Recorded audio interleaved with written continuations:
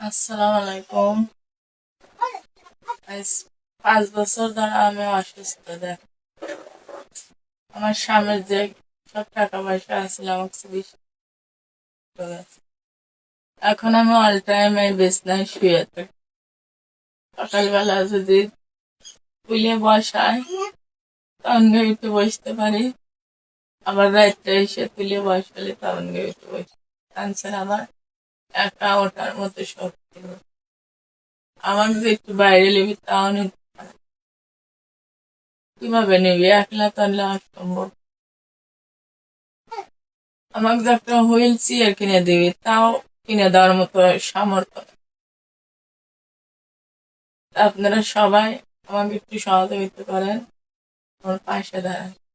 আপনারা সবাই আমাকে সাহায্য করেন। আমি নিরুপায়, আমার কোনো উপায় নেই। আপনারা সবাই আমার পাশে।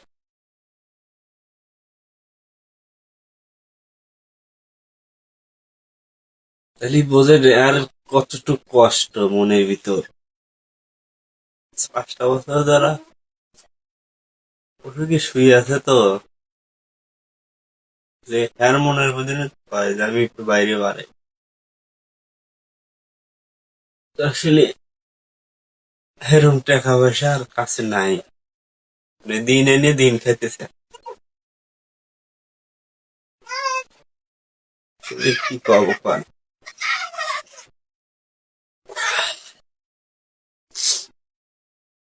স্ত্রী যদি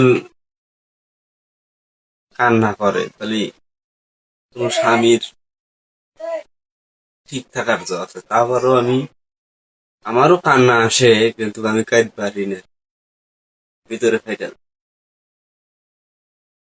আপনার কাছে অনুরোধ করে বলি, সবাই সেটা